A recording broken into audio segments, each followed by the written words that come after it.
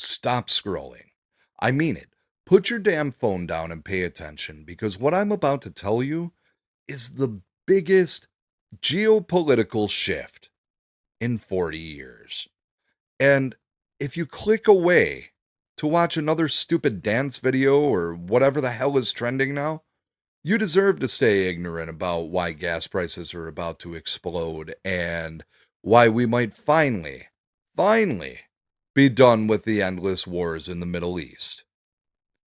On February 28th, President Donald Trump did what every other president for the last 4 decades didn't have the balls to do. He authorized strikes that took out Khomeini, the supreme leader of Iran, if you've been living under a rock for the past few weeks, along with a bunch of other top Iranian officials. He just eliminated them. Ended the regime that's been funding terrorism, destabilizing the Middle East, and threatening America since 1979. And the response? Iran lost their minds. They launched drone and missile attacks across the Gulf. They hit Saudi Arabia's Ras Tanura oil refinery, the largest oil refinery in Saudi Arabia, on, March 2nd. Shut it down completely. That's going to affect global oil prices. That means it's going to affect your wallet. But here's what I want you to understand. This has been going on for 40 years.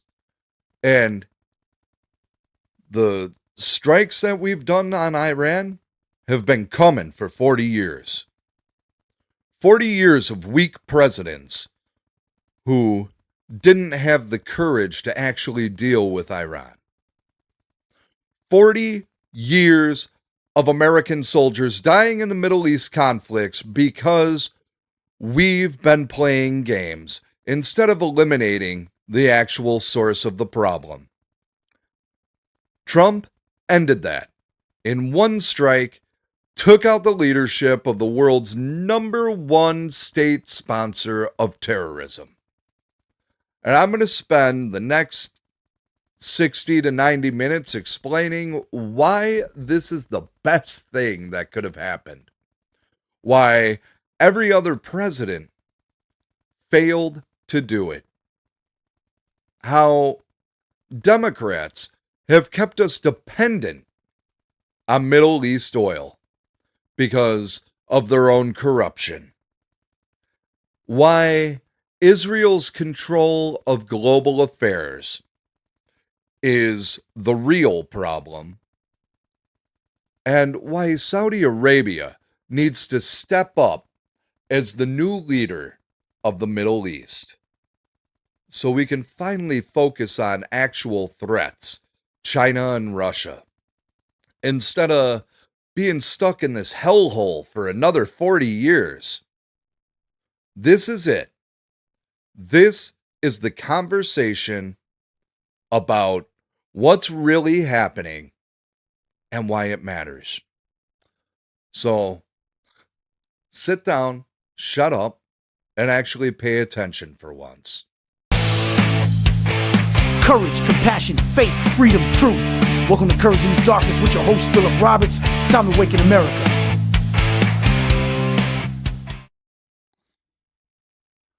Let me lay out exactly what just happened, because the media is doing everything they can to confuse you and make this seem more complicated than it is. On February 28th, 2026, the United States conducted military strikes in Iran. These weren't random targets. These weren't send a message strikes. These were decapitation strikes designed to eliminate the leadership in the Iranian regime. Ayatollah Ali Khamenei, dead. The supreme leader who's been running Iran since 1989, who's been funding Hezbollah and Hamas and every other terrorist organization in the Middle East, who's been orchestrating attacks on American forces and American interests for decades, gone. Along with him, multiple senior Iranian officials, the Islamic Revolutionary Guard Corps leadership, the people running Iran's nuclear program, the people coordinating with proxy forces across the region, all eliminated in coordinated strikes. This wasn't an accident. This wasn't collateral damage. This was a deliberate decision to cut the head off the snake that's been poisoning the Middle East since the 1979 revolution. Now, let me tell you why this took courage that no other president had. Every president since Jimmy Carter has had to deal with Iran. Every single one. And every single one of them chose options that didn't actually solve the problem. Reagan dealt with the hostage crisis aftermath in the Iran-Contra situation.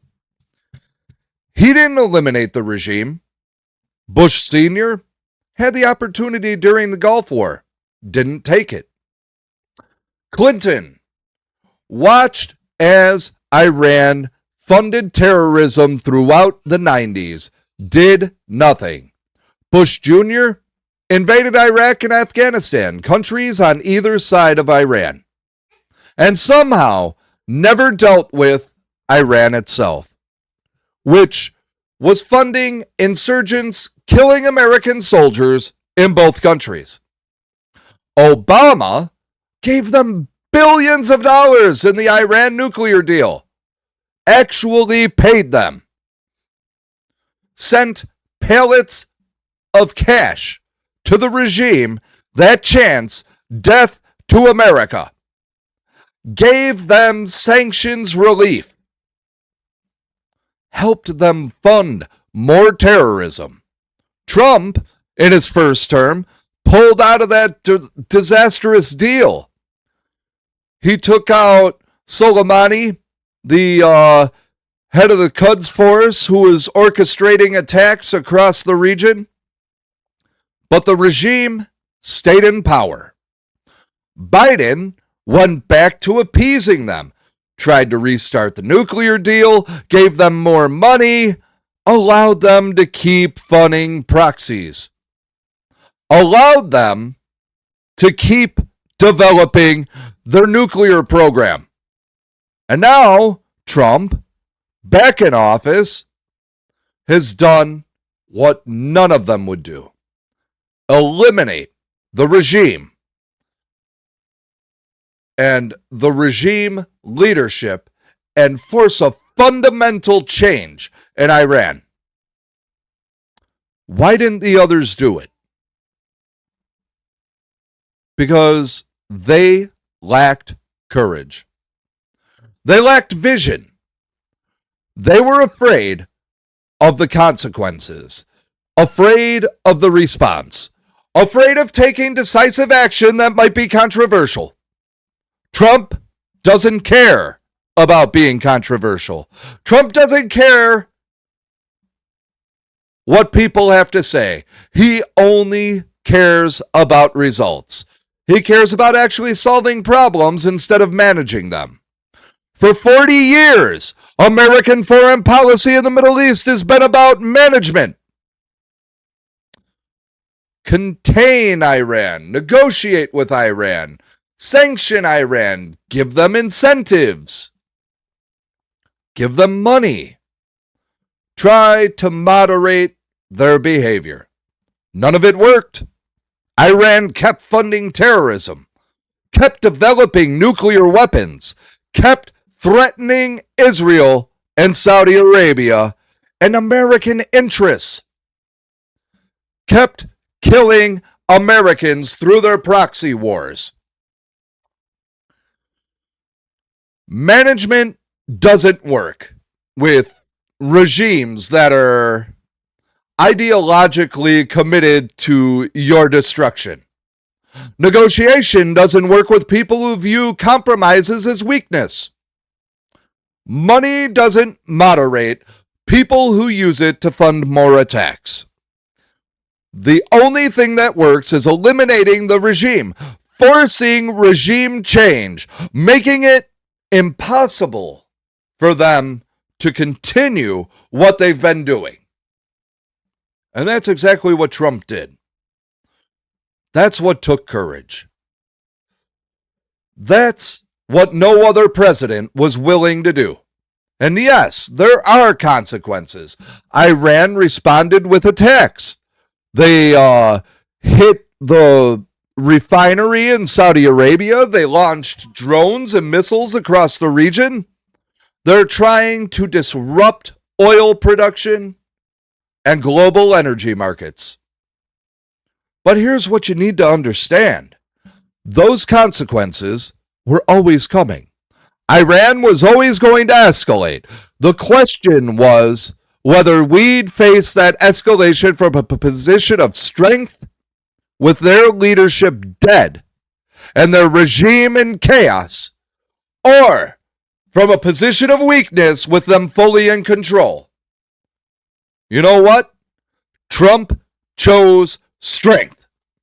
He chose to act first, eliminate their leadership, and force them to respond while they're dealing with internal chaos and succession struggles. Every other president chose weakness. They chose to let Iran dictate the terms. They chose to react to Iranian aggression instead of preempting it. The strikes on February 28th changed 40 years of failed policy.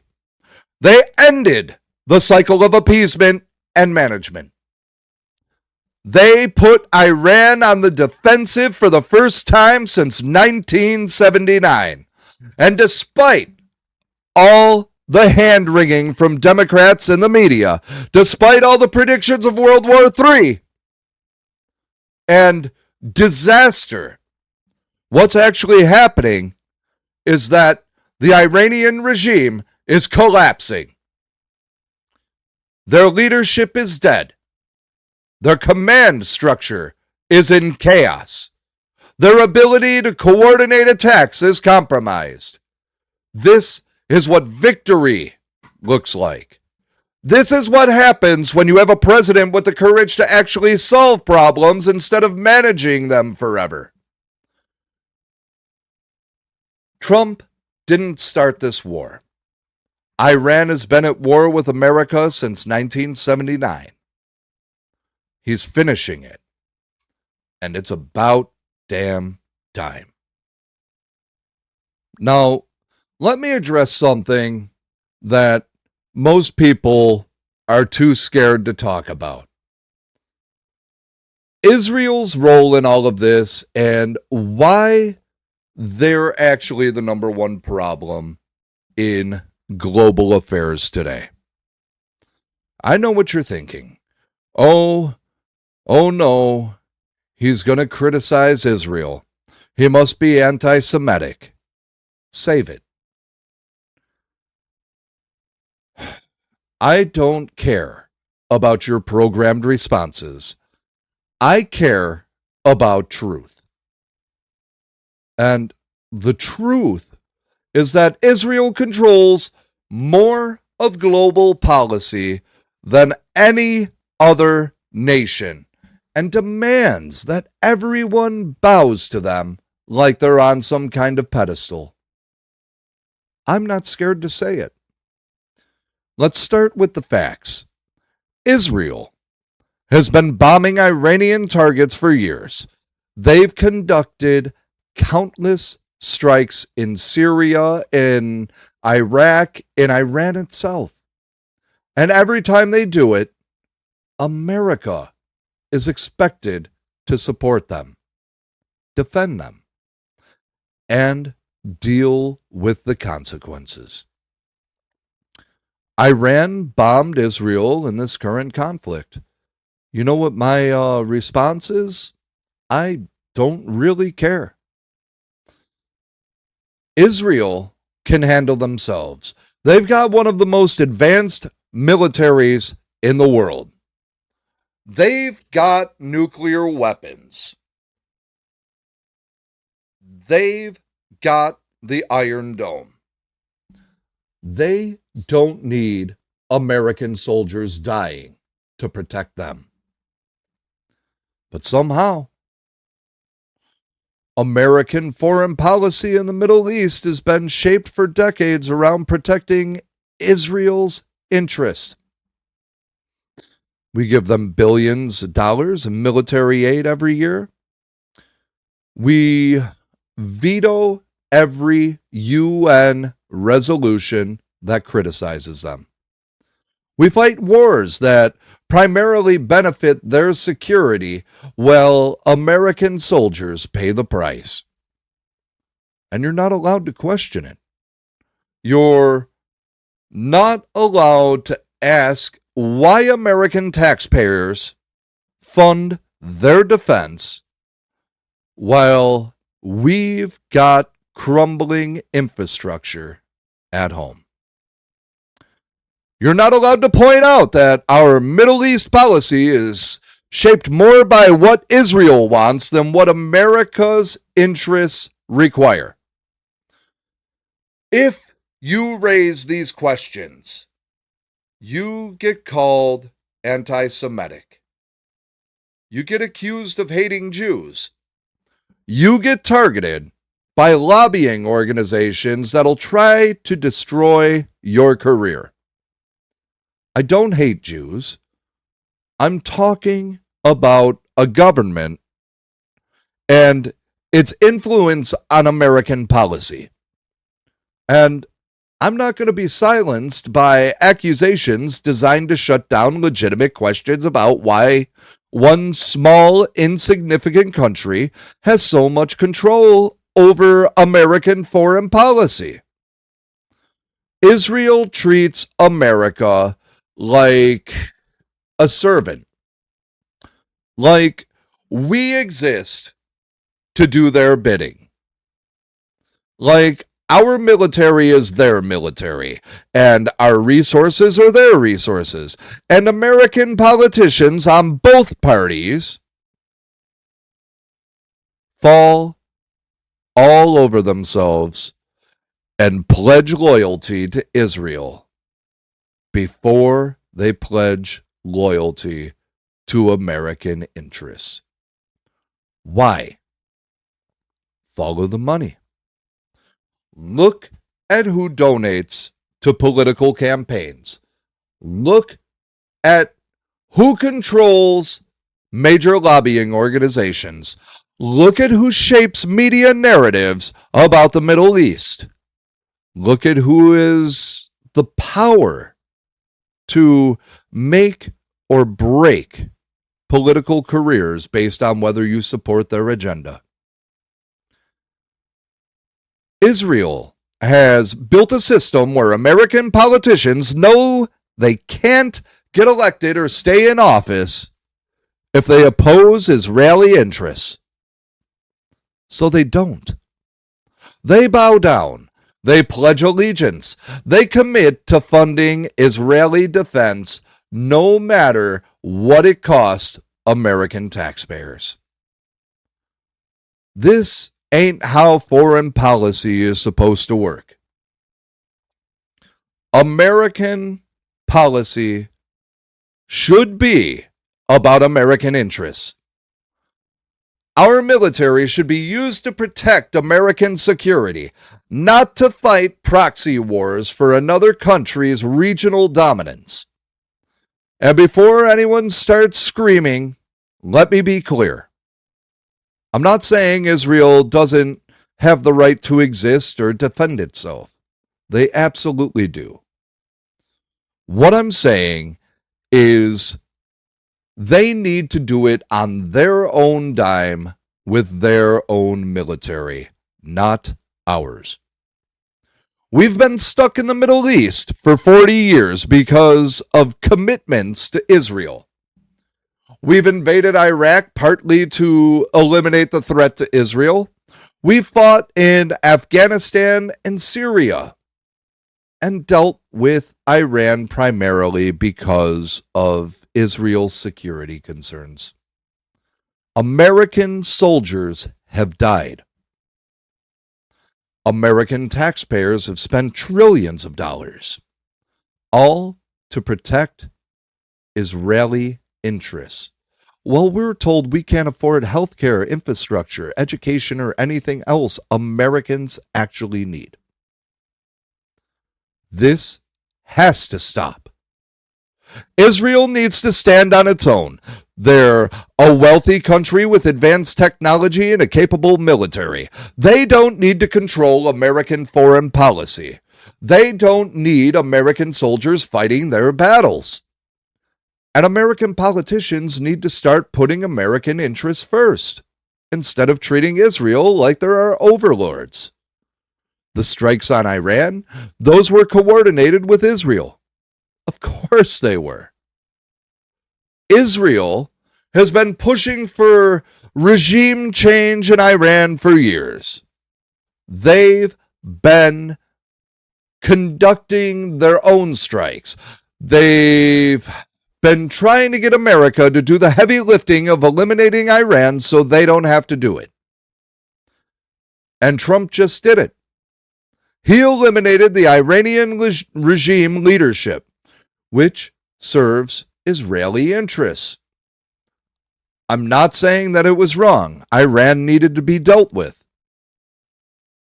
But let's be honest about whose interests this serves and why it happened. What I care about, what should matter to every single American citizen, is how this affects us. How it affects whether we can finally get out of the Middle East or whether we're going to be stuck there forever. And that depends on whether we let Israel continue to dictate our foreign policy or whether we finally start making decisions based on American interests alone. The Iranian regime needed to be eliminated. That's good for America because they fund terrorism that targets Americans. But if the end result is that now we're more committed to protecting Israel, more involved in the Middle East conflicts, more dependent on maintaining military presence in the region, then we haven't actually solved anything. We need to be crystal clear. This operation was about American security, not Israeli security. We dealt with Iran because they're a threat to American interests, not just because Israel wanted us to. And moving forward, American policy in the Middle East needs to be about American interests, not Israeli interests, not being Israel's military, not bowing down to their demands. If that makes people uncomfortable, I don't care. It's time that someone said it. Israel is not more important than America. Their interests are not our interests, and we need to stop pretending otherwise.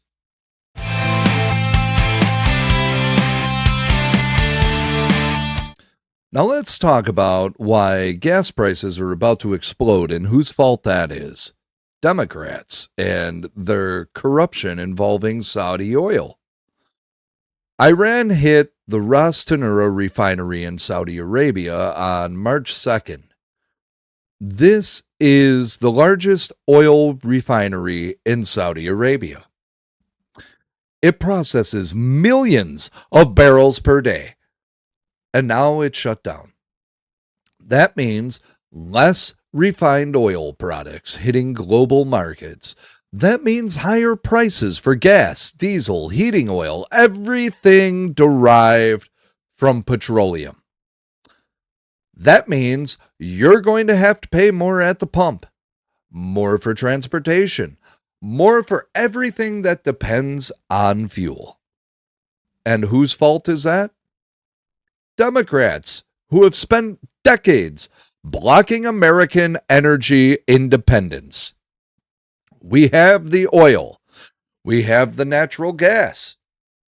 We have the resources to be completely energy independent and never have to care about what happens to Saudi refineries or Middle Eastern oil production. But Democrats won't let us drill. They won't let us build pipelines. They won't let us develop our own resources. They claim it's about the environment, about climate change, about transitioning to renewables. That's a lie. It's about corruption. Democrats have their money invested in Saudi oil, not just the politicians, their donors, their lobbyists, the people who fund their campaigns and their foundations. They're all financially tied to Middle Eastern oil production. If America becomes energy independent, if we drill our own oil and use our own resources, the price of oil drops globally. Supply increases. Middle Eastern oil becomes less valuable. And all those investments that the Democrats and their cronies have in Saudi oil lose value. That, they can't allow that. So, they block American drilling while claiming it's about saving the planet. Meanwhile, they're perfectly fine with Saudi Arabia drilling and refining oil, with the environmental impact that entails, because that's where their money is. This is corruption. This is politicians putting their financial interests ahead of American security and American consumers. Energy dependence is a national security threat. When we rely on foreign oil, we're vulnerable to exactly what's happening right now. Disruptions in supply that spike prices that hurt American families. We saw it in the 1970s with the oil embargo. We saw it again in the 2000s with instability in the Middle East. And we're seeing it now with Iran targeting Saudi refining capacity. Every single time, their solution is the same: American energy independence. Drill our own oil. Build our own refineries. Use our resources so that we're not dependent on regions that are constantly in conflict. Trump understood this in his first term. He opened up drilling. He approved pipelines. He made America energy independent for the first time in generations. We were exporting oil instead of importing it. And what did Biden do? First day in office, he killed the Keystone Pipeline. He shut down drilling on federal lands.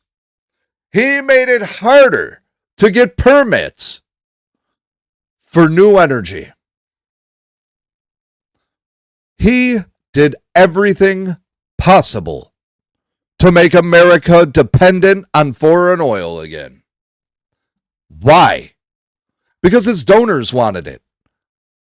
Because the people who fund Democratic campaigns have investments in Saudi oil, and they needed America to keep buying instead of producing. Now, we're in a situation where Iranian attacks on Saudi infrastructure directly impacts American consumers. If we were energy independent, if we were producing our own oil and refining it ourselves, Iranian attacks on Saudi Arabia would be Saudi Arabia's problem, not ours. But because Democrats have made us dependent again, we're vulnerable. And if you're going to pay the price at the pump. This is what corruption looks like. This is what happens when politicians serve their donors instead of their constituents. This is why energy policy matters to national security. And here's the other part. Saudi Arabia has been a stabilizing force in that region. They're not perfect, but they don't fund terrorist groups the way Iran does. They don't sponsor attacks on American forces. They don't chant death to America. Saudi Arabia should be the leader of the Middle East. They have the resources. They have the military capability. They have an interest in stability because instability hurts their oil exports. But American dependence on Saudi oil gives them too much leverage over us. When we need oil, we have to care about their security. We have to protect their infrastructure. We have to maintain military presence in the region to keep supply lines open. If we were energy independent, we could support Saudi Arabia as a regional partner without being dependent on them. We could let them lead the Middle East without having to do it for them. Democrats have made that impossible through their corruption and their refusal to allow American drilling. And now, with the Ras Tanura refinery shut down, you're going to see gas prices spike. You're going to feel it in your wallet. And when you're paying $5 or $6 a gallon, remember, this didn't have to happen. We have the oil. We have the capacity. Democrats just won't let us use it because their personal financial interests are more important to them than your ability to afford gas. This is criminal. This is betrayal. This is exactly why Americans are sick of career politicians who serve themselves instead of the people. Trump wants to drill. He wants American energy independence. He wants to free us from dependence on Middle Eastern oil so that conflicts in that region don't directly impact American families. Democrats want to keep you dependent so their Saudi investments stay profitable. It's that simple. And you need to remember this when gas prices explode and Democrats try to blame it on Trump or on the war or on anything except for their own corruption. That's what created this vulnerability in the first place. So let me walk you through 40 years of American foreign policy failure in the Middle East so that you can understand just how significant what Trump did really is. It starts in 1979 with the Iranian Revolution. The Shah, who was friendly to America, who maintained stability in the region, gets overthrown by Islamic revolutionaries led by Ayatollah Khomeini. These revolutionaries storm the American embassy in Tehran. They take American diplomats hostage. They hold them for 444 days while Jimmy Carter tries negotiation and diplomacy and a failed rescue mission. The hostages finally get released the day Ronald Reagan is inaugurated, because the Iranians knew Reagan might actually do something about it. But the damage was done. The Iranian regime was established, and from that point forward, Iran became the world's leading state sponsor of terrorism. They funded Hezbollah in Lebanon. They funded Hamas in Gaza.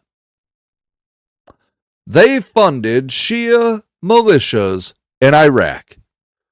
They funded Houthi rebels in Yemen. They provided weapons, training, money to every group that would attack American interests or American allies. And for 40 years, American presidents dealt with this through half measures. Reagan fought proxy wars. Bush Sr. ignored them. Clinton tried containment. Bush Jr. invaded the countries on either side of Iran, Afghanistan and Iraq, while leaving Iran untouched, even though Iran was funding insurgents, killing American soldiers in both countries. Think about that. We had hundreds of thousands of American troops in Iraq and Afghanistan. We knew Iran was providing IEDs that were killing our soldiers. We knew they were training militias. We knew they were coordinating attacks. And we did nothing.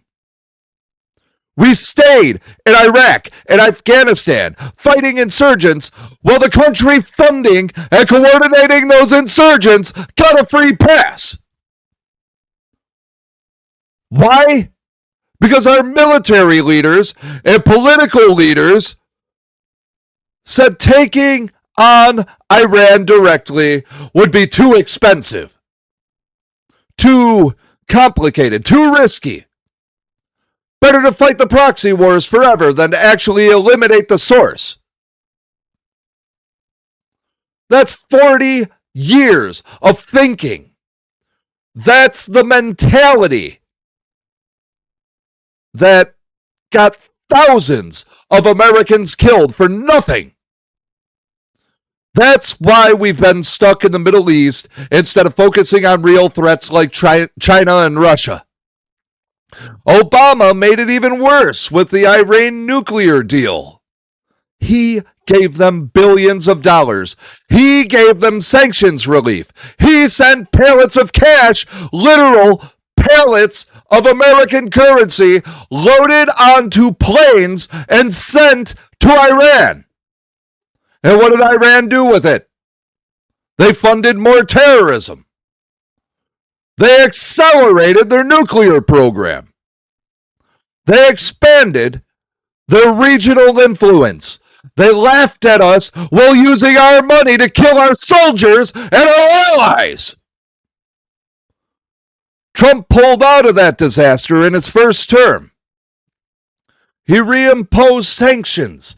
He took Qasem Soleimani, the head of the Quds force.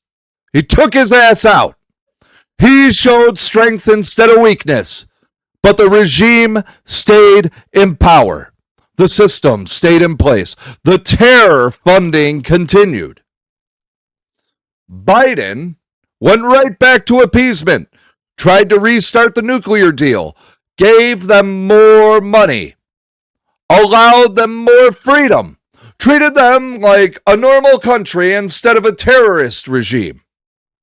And now Trump is back, and on February 28th, he ended it. He eliminated regime leadership. He cut the head off the snake that's been poisoning the Middle East for 40 years. This is what should have happened in 1979. This is what should have happened in 2001 when we invaded in Afghanistan. This is what should have happened in 2003 when we invaded Iraq. But it took Trump.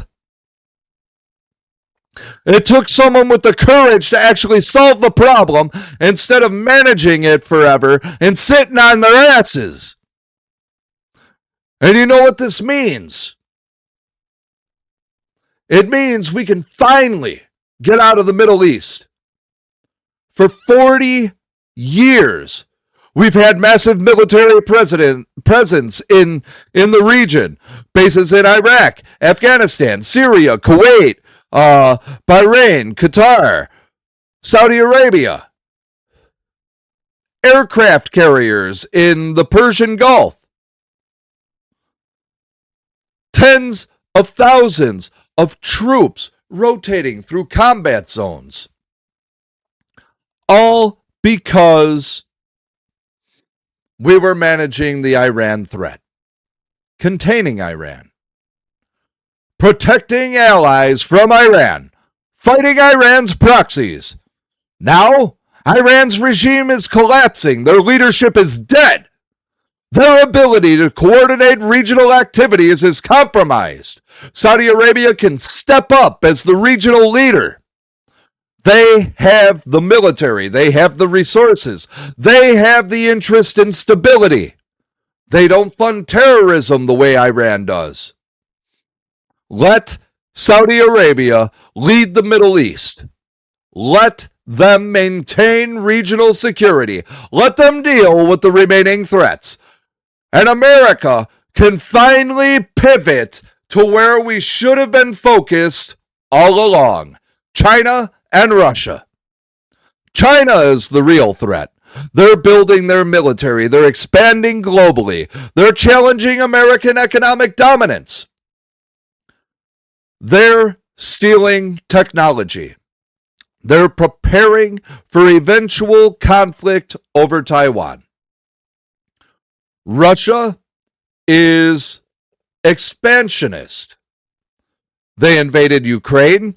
They're threatening NATO allies. They're the only other country with a nuclear arsenal that can threaten America. Those are real threats. Those are where American military and intelligence resources should be focused. Not on managing Iranian proxies in Yemen or Syria or Iraq. But we couldn't focus on China and Russia while we were stuck in the Middle East. We couldn't pivot to Asia while we had hundreds of thousands of troops dealing with Iranian-sponsored insurgents. Trump just freed us by eliminating the Iranian regime leadership, by forcing regime change, by ending 40 years of failed policy. He's made it possible for America to finally move on. We can withdraw from the Middle East. We can let regional powers manage regional problems. We can focus our military on actual peer competitors who threaten American dominance. This is what real strategy looks like. This is what happens when you have a president who thinks long term instead of just managing crises. Every other president for 40 years accepted that the Middle East would be a permanent American commitment. That we'd always have troops there. That we'd always be fighting Iran's proxies. That we'd always be managing that threat. Trump said no. He said, we're ending this. We're eliminating the regime. We're freeing ourselves from 40 years of failed policy. We're moving on to the real threats. And despite all the media panic, despite all the predictions of disaster, what's actually happening is that American foreign policy is finally being freed from a commitment that should have ended decades ago. This is leadership. This is courage. This is what America needs. And it's something no other president in 40 years had the testicular fortitude to do. Now, let's talk about what comes next and why Saudi Arabia needs to step up as the new leader of the Middle East. With the Iranian regime collapsing, there's going to be a vacuum. Someone needs to provide regional stability. Someone needs to counter remaining terrorist groups. Someone needs to manage the security architecture of the Middle East. That someone should be Saudi Arabia. Not because they're perfect and not because they don't have problems, but because they're the best option available and because they have the resources and the interest to actually do the job. Let me explain why. First, Saudi Arabia doesn't fund the kind of terrorism that Iran does. Yes, there have been Saudi citizens involved in terrorism. 15 of the 19 9/11 hijackers were Saudi. But the Saudi government itself didn't sponsor terrorism the way Iranian government does.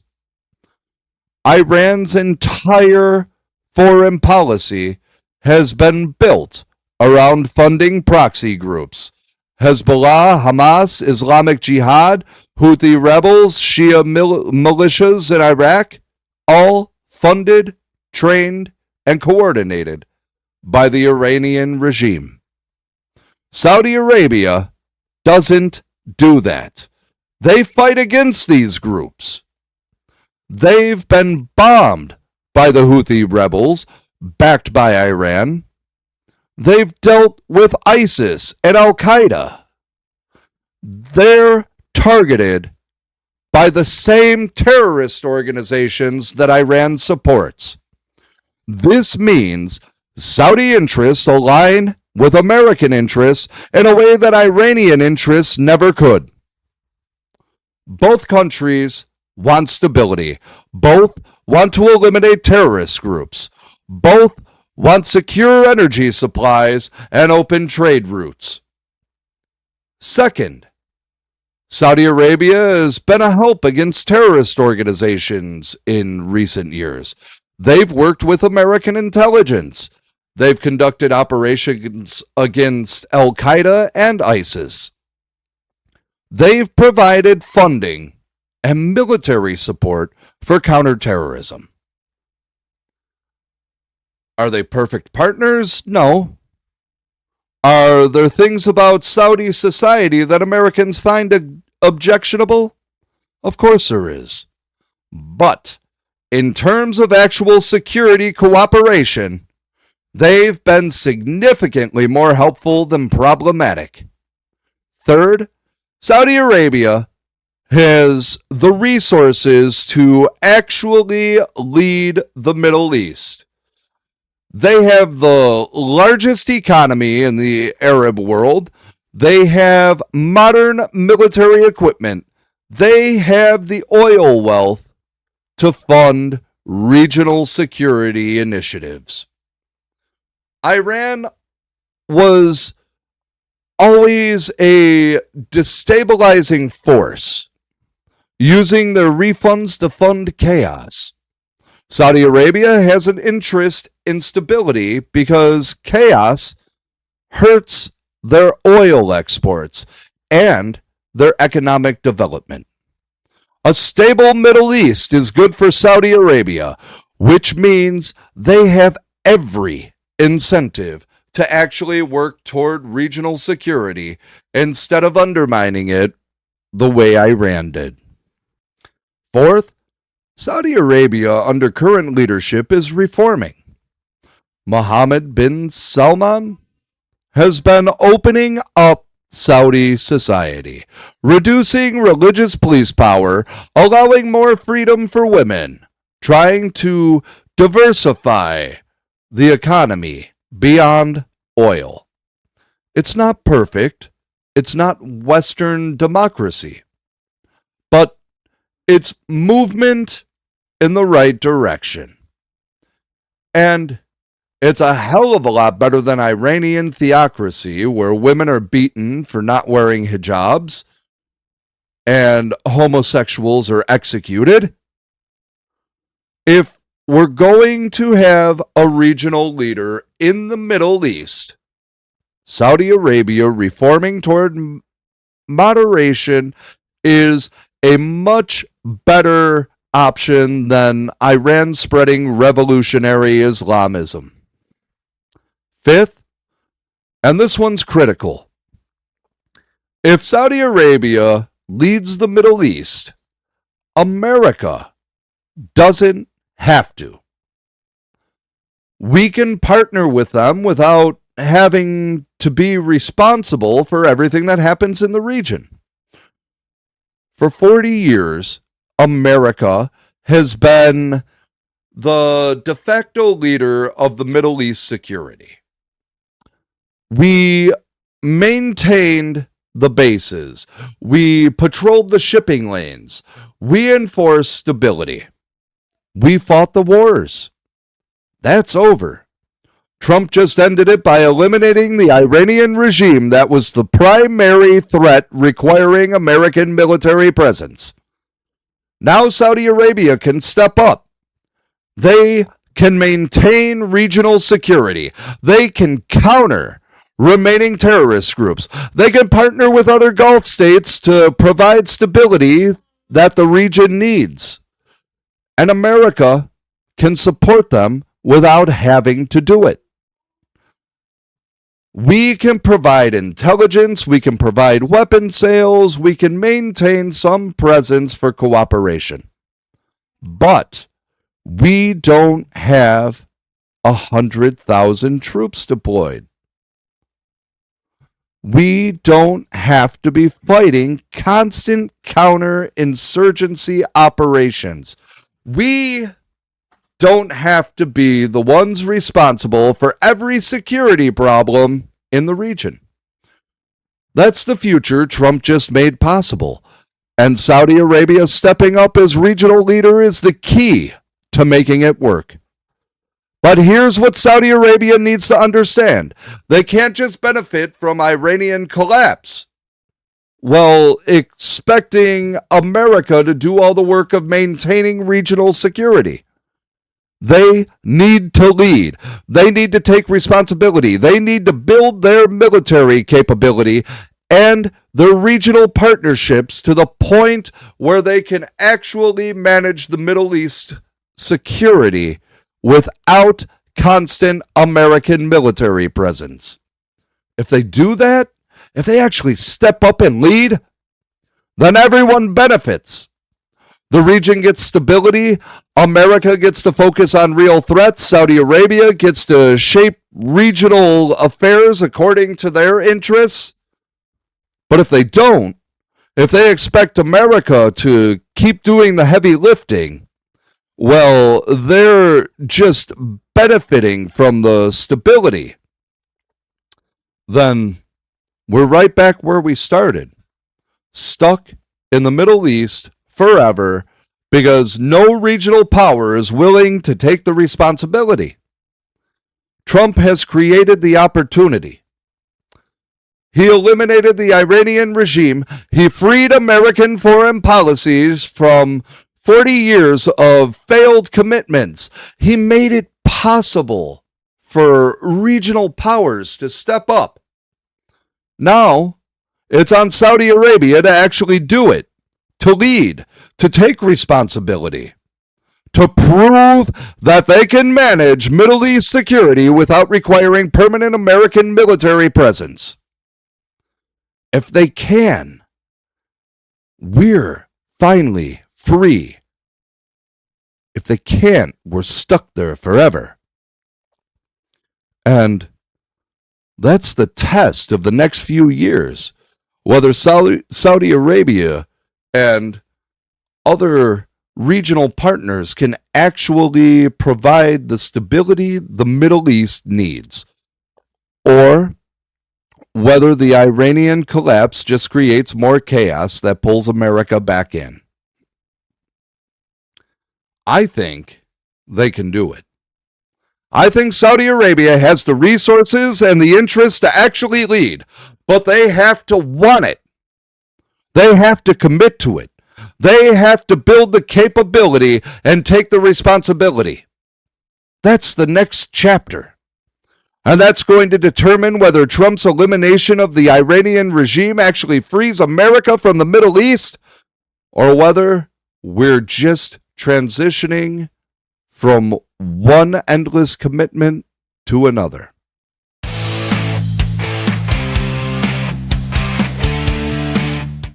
Let me bring all this together so you understand the significance of what just happened. For 40 years, American foreign policy in the Middle East has been a failure. We've managed threats instead of eliminating them. We've fought proxy wars instead of dealing with the source. We've committed endless resources and American lives to a region that should never have required permanent American military presence. Every president from Carter to Biden failed. They failed to solve the Iran problem. They negotiated, they sanctioned, they gave money. They fought Iran's proxies while leaving the regime untouched. Trump ended it. On February 28th, he eliminated the Iranian regime leadership. He did what no other president had the courage to do. He cut off the head of the snake and forced regime change in the world's leading state sponsor of terrorism. Yes, there are consequences. Iran struck back. They hit Saudi oil infrastructure. Prices are going to spike. There will be economic impact. But those consequences were always coming. The question was whether we'd face them from a position of strength with Iranian leadership dead and the regime collapsing, or from a position of weakness with Iran fully in control. Trump chose strength. He chose to act first. He chose to finally solve the problem instead of managing it forever. And the path forward is clear. Saudi Arabia needs to step up as regional leader. America needs to pivot focus to China and Russia. And we need to finally end 40 years of permanent Middle East commitment. The Israeli influence over American policy needs to end. We need to make decisions based on American interests, not on bowing to Israel demands. Israel can defend itself without American soldiers doing their fighting. Democrat oil corruption needs to be exposed. Their refusal to allow American drilling, their financial interest in Saudi oil, their willingness to keep American dependent on foreign energy. All of it is betrayal of American security and American consumers. And Trump needs to be recognized for having the courage to do what had to be done, what should have been done decades ago, what every other president was too weak to attempt. This is leadership. This is what America needs. This is why elections matter. Now, I need you to understand something about this platform and why your support matters. Corporate media won't tell you this story honestly. They won't praise Trump for eliminating Iranian regime leadership. They won't expose Democrat oil corruption. They won't criticize Israeli control of American foreign policy. They'll spin it. They'll panic. They'll predict disaster. They'll do everything possible to make Trump look bad, instead of acknowledging that he just did something 40 years of presidents failed to do. I'm telling you the truth. I'm giving you analysis that serves American interests, not corporate interests. And I can only do that because I'm independent. Because I don't answer to advertisers or donors or political handlers. Because I am funded by you, the audience that values the truth. That's why I'm asking you to support our Stand Against the Silence campaign. Visit TITDUSA.com and go to TITDUSA.com campaigns Stand Against the Silence. Silence is no longer neutral. In a world where corporate media lies to you, where truth is buried to serve political agendas, where honest analysis of American foreign policy gets you called anti-Semitic or unpatriotic, silence becomes cooperation with the lies. I'm not silent. I'm speaking the truth about Iran, about Israel, about Democrat corruption, about what Trump just accomplished. And I need your support to keep doing it. Donating to Stand Against the Silence sustains independent media that won't bow to corporate pressure or foreign influence. It keeps honest foreign policy analysis alive. It protects speech that powerful interests want silenced.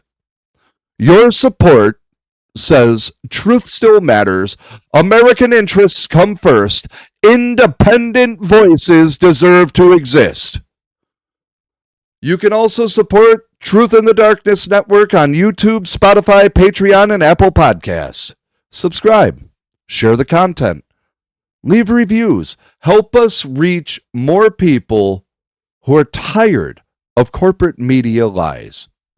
Every subscriber, every donation, every share helps us build something that can compete with the corporate propaganda machine, that can tell the truth even when it's uncomfortable, that can serve American interest instead of serving powerful lobbies.